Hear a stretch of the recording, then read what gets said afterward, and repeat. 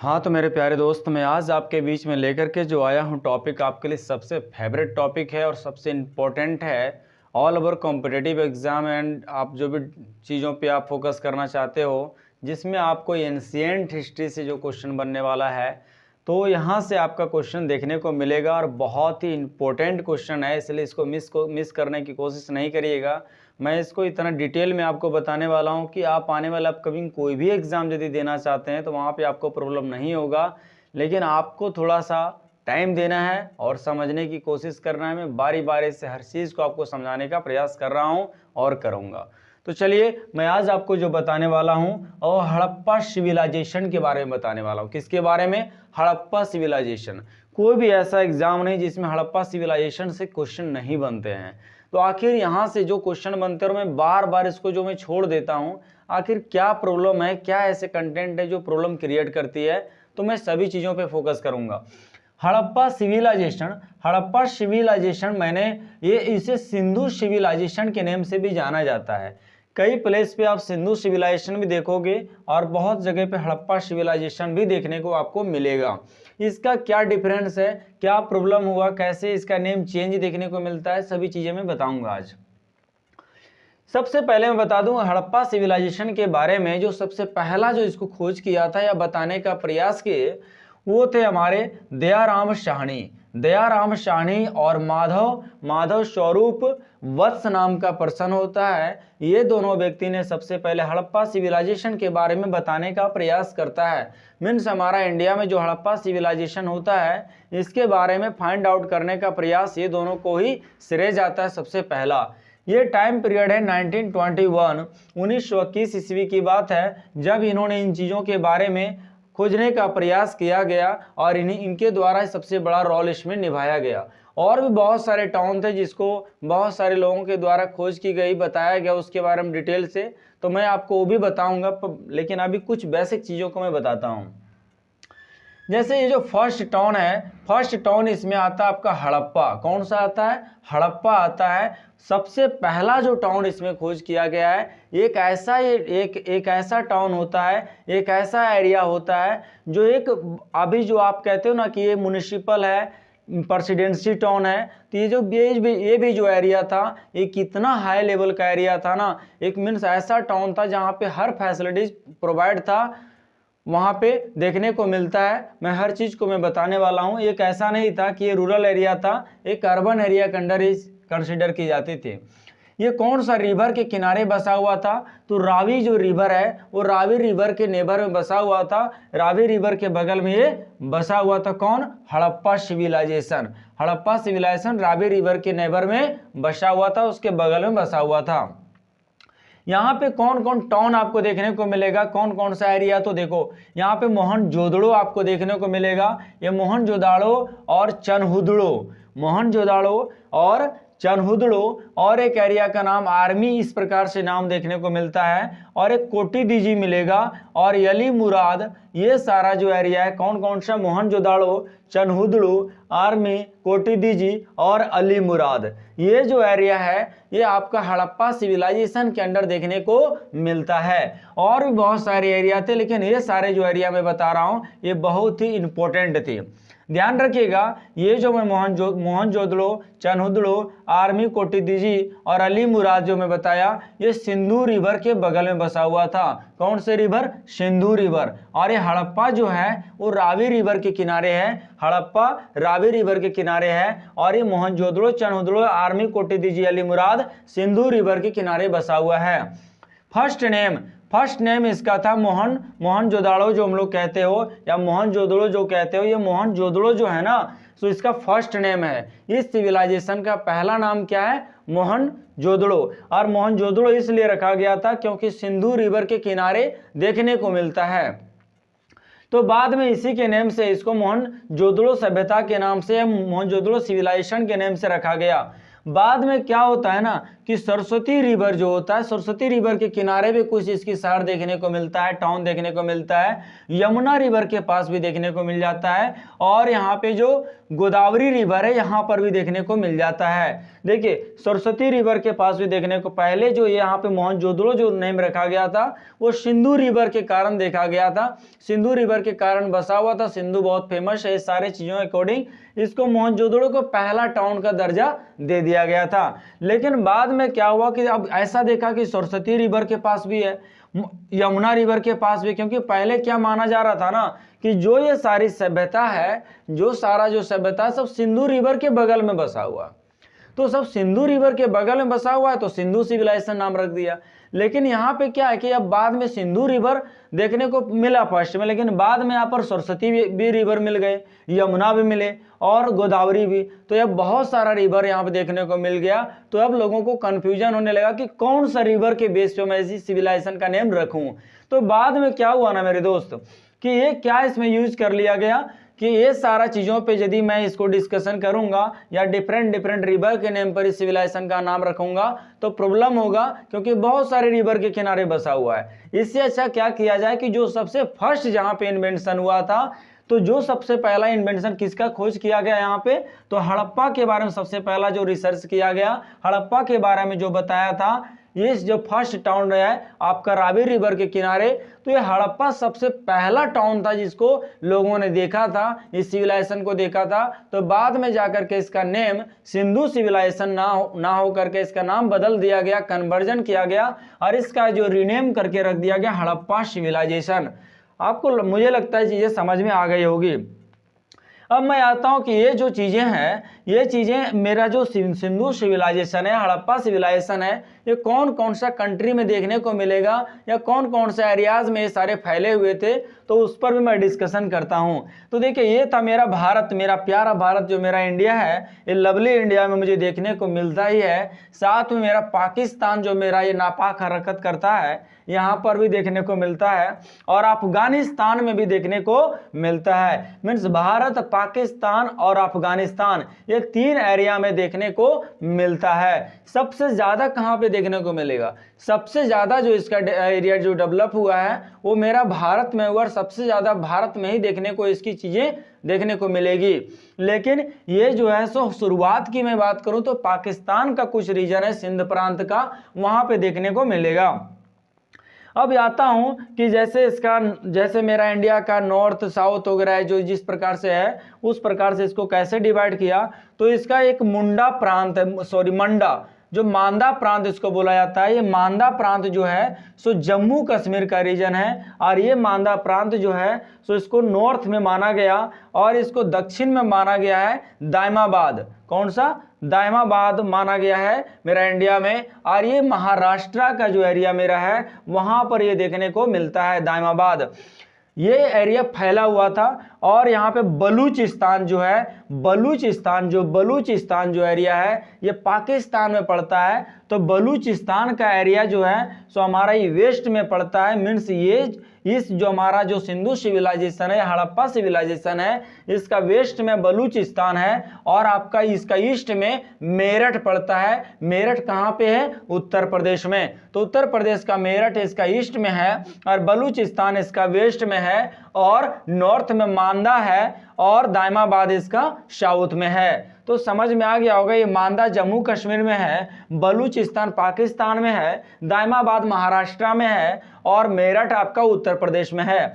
अब यहाँ पे देखा जाएगा वेस्ट टू ईस्ट या ईस्ट टू वेस्ट इसकी टोटल कितनी लंबाई है, तो यहाँ पे लगभग 1600 किलोमीटर देखने को मिलता है। यहाँ पे 1600 किलोमीटर इसकी लंबाई थी, और नॉर्थ टू साउथ की यदि देखूं तो यहाँ पर भी लगभग इसको 1460 किलोमीटर देखने को मिलता है। मीन्स ये जो इसकी जो दूरी होती डिस्टेंस की यदि कवर किया गया है तो वो 1460 किलोमीटर देखने को मिलता है।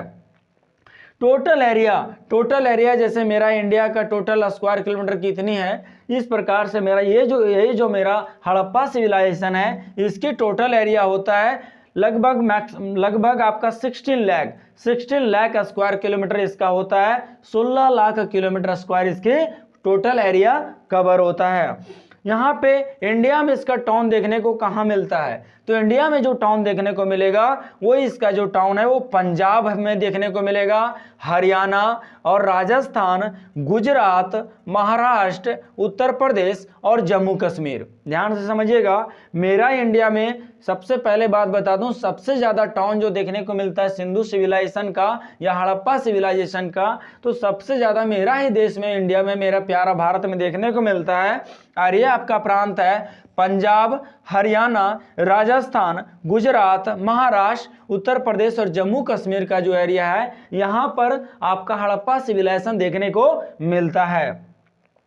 पाकिस्तान की मैं बात करूं तो पाकिस्तान का भी कहां देखने को मिलता है, तो पंजाब प्रांत में उसका देखने को मिलता है। पंजाब, अभी जो मेरा देश में पंजाब है, इसका दो पार्ट है समझिए, एक पार्ट पाकिस्तान में देखने को मिलता है और एक पार्ट आपका इंडिया में देखने को मिलता है। तो ये जो पंजाब पाकिस्तान का है वहां पर भी देखने को मिलता है, उसका सिंध प्रांत में भी देखने को मिलता है और बलूचिस्तान का एरिया है वहां पर देखने को मिलता है।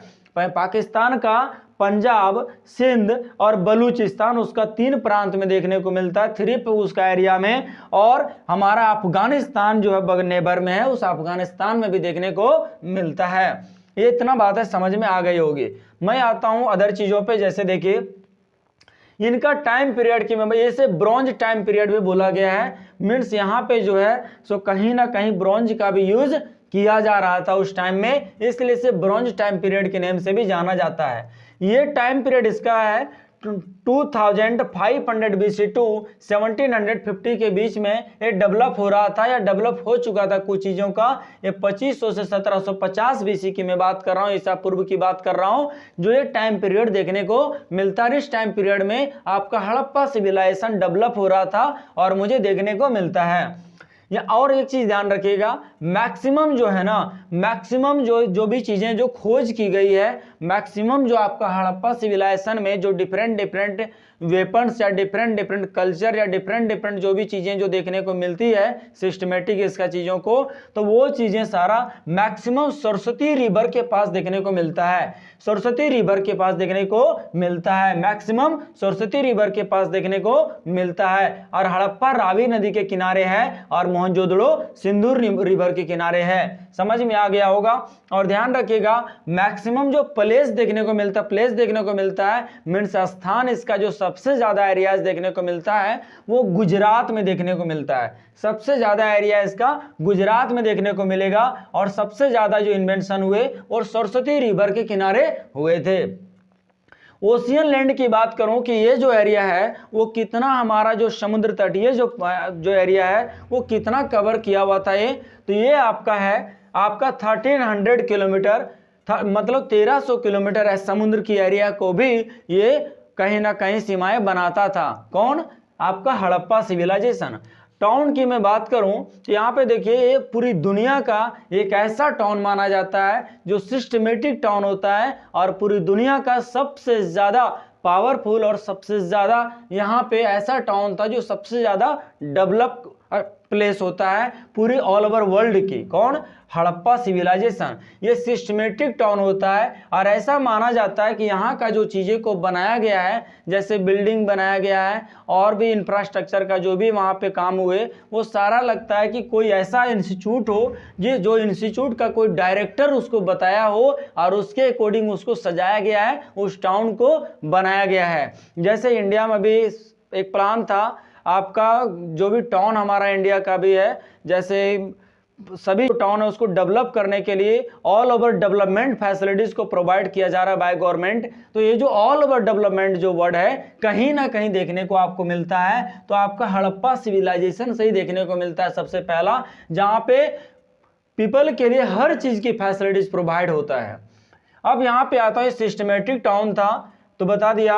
अदर चीजें जैसे यहाँ पे रोड की मैं बात करूं तो रोड क्या होता था, 90 डिग्री एंगल पे कटा हुआ होता था मैक्सिमम प्लेस पे, और यहाँ पे जो भी चौराहा आप कहते हो ना कि 4th लाइन होता है, ये फोर्थ लाइन आपका एक प्लेस पे कटा होता है सारे 90 डिग्री पर, और ये आपका मैक्सिमम जो देखने को मिलेगा वो मोहनजोदड़ो वगैरह प्रदेश एरिया में मिलता है। और मोहनजोदड़ो की जो रोड है, वो मोहनजोदड़ो का रोड की जो चौड़ाई देखने को मिला है वो 10 मीटर देखने को मिला है। सबसे जो ज़्यादा पूरी दुनिया का उस समय की बात करूं तो पूरी दुनिया में सबसे ज़्यादा जिसकी चौड़ाई थी रोड की वो मोहनजोदड़ो में देखने को मिलता है। और ये मोहनजोदड़ो में कितनी चौड़ाई थी, तो यहाँ पे 10 मीटर देखने को मिलता है, 10 मीटर देखने को मिलता है।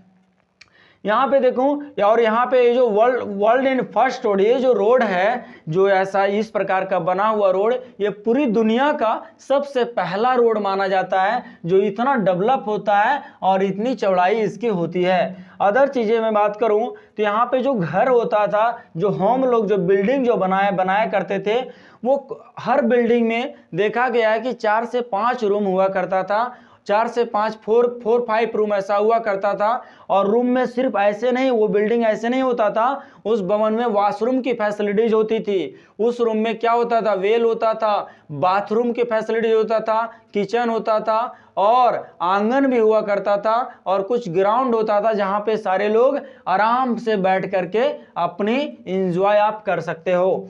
तो ये जो फैसिलिटीज है कहीं ना कहीं आज जो आपको इन दिस टाइम देखने को मिलती है, ये मुझे कहाँ से नॉलेज मिलता है, तो ये मुझे हड़प्पा सिविलाइजेशन से ही देखने को मिलता है कि सिविलाइजेशन एक समय ऐसा भी था जो हर फैसिलिटीज प्रोवाइड था। तो वही चीज़ें आज भी डेवलप करने की, ऑल ओवर डेवलपमेंट करने की बात होती है।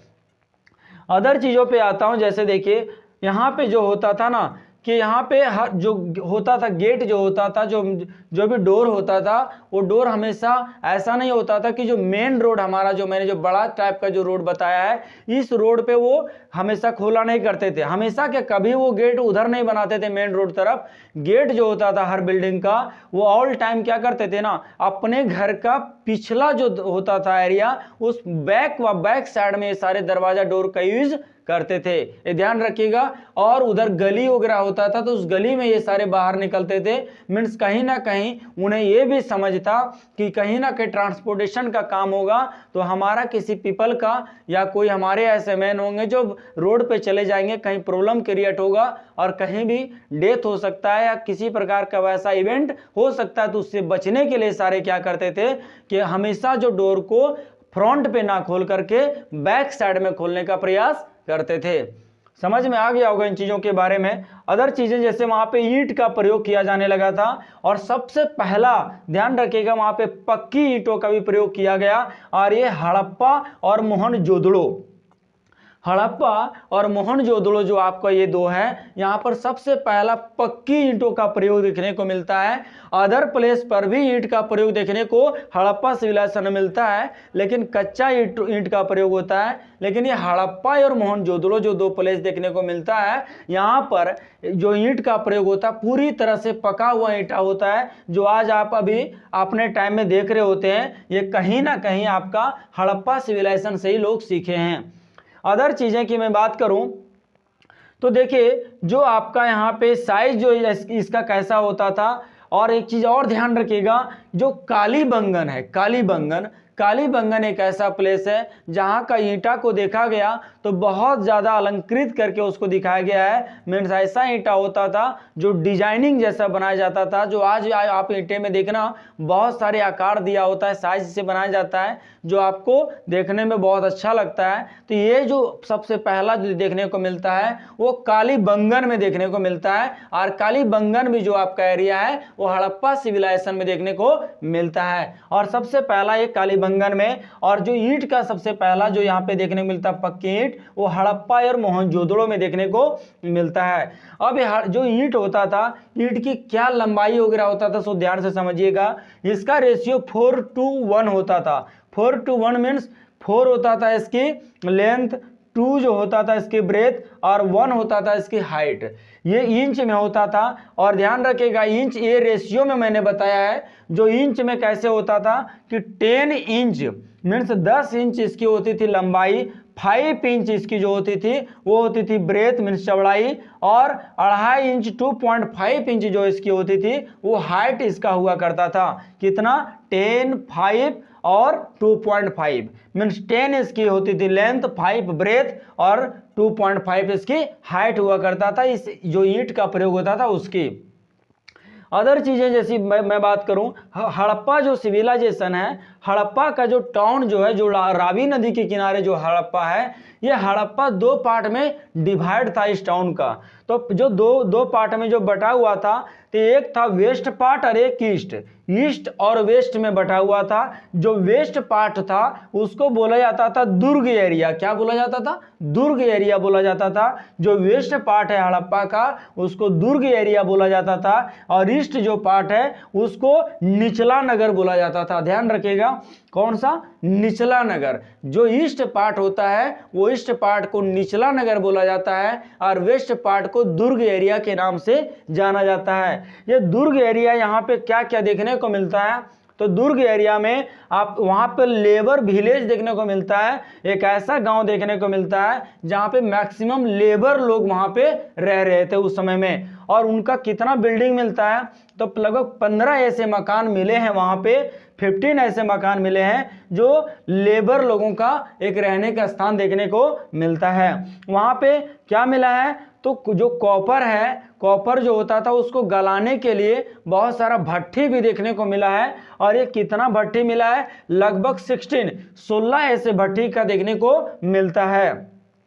और कैसे गलाते थे कॉपर को? 16 यहाँ पे भट्टी देखने को मिलता है, कॉपर भट्टी।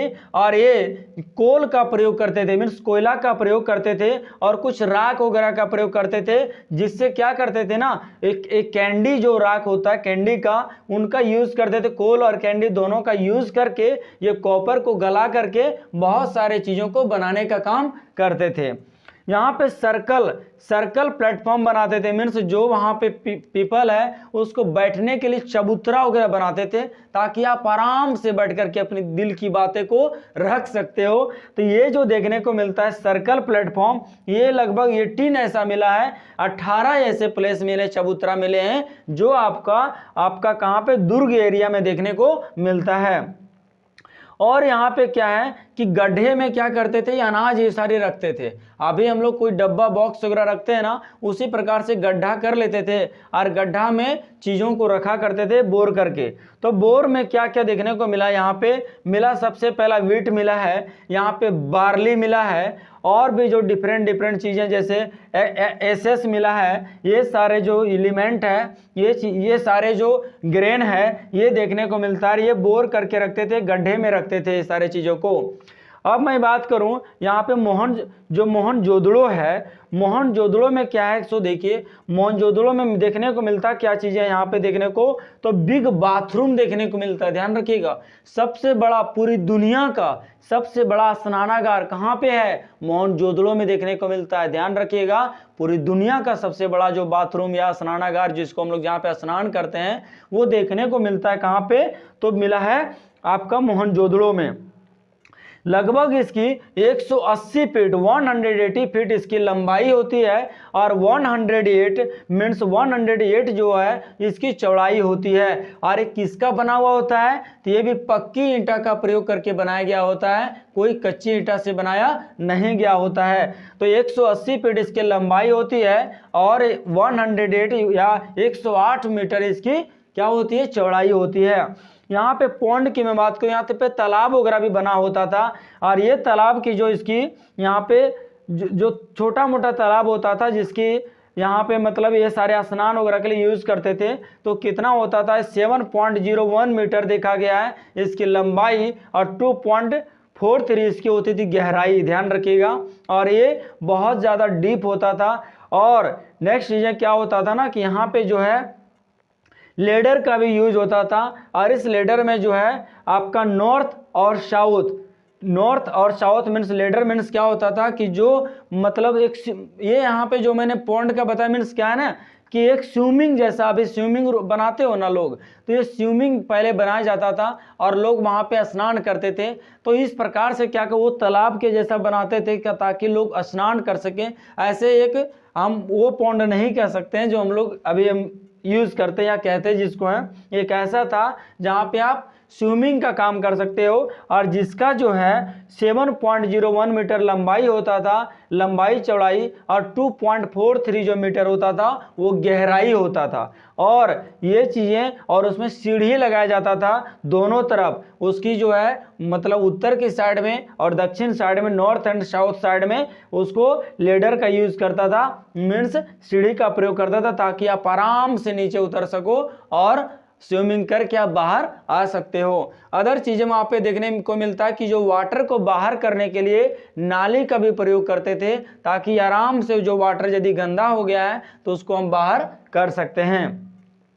अदर चीज़ें मिलती है गोडाउन, जो वेयर हाउसिंग की भी फैसिलिटी उस समय था, और उस समय जो अनाज वगैरह जो ग्रेन होता था उसको रखने के लिए कहीं ना कहीं गोडाउन का यूज होता था। आज भी जो गोडाउन का यूज होता है वो पहले भी ये देखने को मिलता है आपका किसमें, हड़प्पा सिविलाइजेशन में। और ये जो आपका गोडाउन है इसकी 45.71 मीटर इसकी लंबाई देखने को मिलता है और 22.86 मीटर इसकी चौड़ाई देखने को मिलता है, ब्रेथ देखने को मिलता है। मीन्स 45.71 मीटर जो इसकी होती है वो लंबाई होती है और 22.86 मीटर जो होती है ये इसकी चौड़ाई होती है। और इस प्रकार का लगभग 27 देखने को मिलता है, ध्यान रखिएगा, इस प्रकार का लगभग 27 मीन्स 27 ऐसे देखने को मिलता है। अब यहाँ पे देखूं, उस समय पुरोहित का भी यूज होते थे, जो प्रेस्टिजियस का भी काम चलता था। तो उस समय जो पुरोहित जो होते थे, पुरोहित के लिए बिल्डिंग बनाया जाता था